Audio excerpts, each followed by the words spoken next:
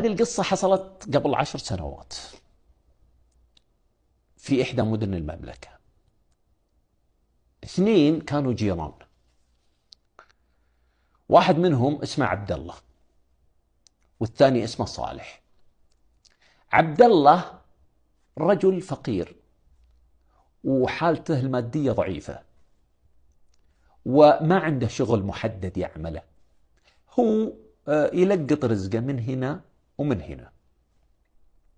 أما جاره صالح فمتوظف ووظيفته جيدة ودخلها جيد لكنه على قد حاله أيضا، وعنده سيارة هايلوكس يروح فيها العمله. العلاقة ما بين عبد الله وصالح علاقة جميلة،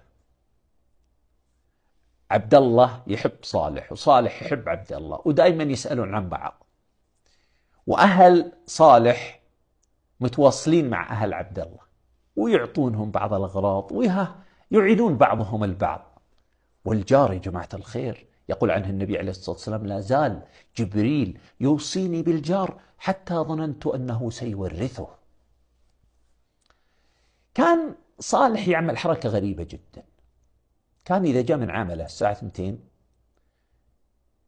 يطق الباب على عبد الله ويقول له: يا عبد الله خذ هذا مفتاح السيارة، رح يا حبيبي لقط رزقك، رح شوف لك أحد توصله، رح اشتري لك شيء وبيعه، المهم لقط رزقك، وإذا من احتجت السيارة بدق عليك. عبد الله ياخذ المفتاح ويروح يشيل عمال، يوصل عمال، يجيب يلقط رزقه ويرجع لبيته، ثم يرجع المفتاح لصالح. استمروا على هذا الحال فترة. صالح قرر يأخذ قرض يشتري سيارة، لأن هذه السيارة قدمت عليه ويعني ما عاد توفي المطلوب، فقدم على قرض، أخذ قرض واشترى له سيارة. ثم جاء عبد الله مسكه: يا عبد الله. قال: نعم. قال: يا حبيبي أنا الله سبحانه وتعالى من علي وأخذت لي قرض بسيط وشريت سيارة، والسيارة ذي يا عبد الله لو بروح أبيعها ما راح تجيب لي مبلغ، وأنت أخوي وجاري وبحاجتها، وأنا أهديتها لك ولا ترد الهدية، لأن النبي عليه الصلاة والسلام قبل الهدية. انحرج عبد الله، فرح مع إحراج، ما وده يكلف على صاحبه صالح، لكن المبادرة ذي جميلة وأعطت صالح دفعة، أعطت عبد الله دفعة إنه يعدل وضعه ويزين حياته بإذن الله. وفعلا أخذ عبد الله السيارة وراح لها له فرحان وبشرهم وفرحوا، فرحت زوجته وعياله المساكين، وضعهم يعني المادي ضعيف، وفرحوا بها. ومرت السنين،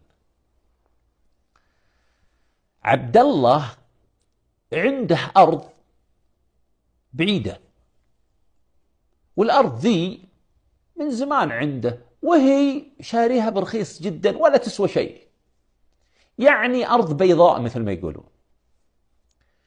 الأرض هذه يا جماعة الخير احتاجتها شركة، والشركة بدأت تسأل لمن هذه الأرض حتى استطاعوا الوصول لاسم صاحبها.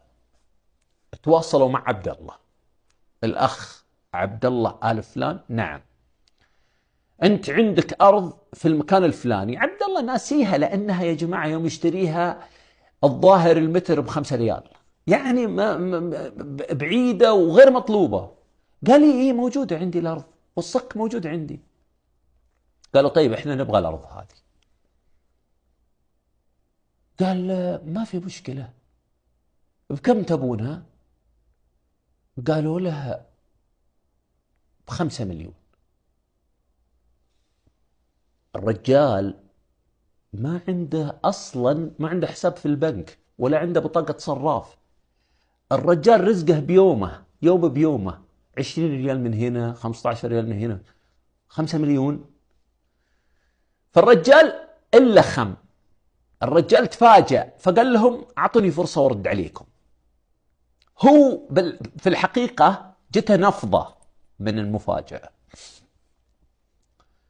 راح كلم واحد من جماعتهم، رجال معروف بالعقارات وما العقارات والبيع والشراء، راح كلمه، وهذا من توفيق الله له سبحان الله.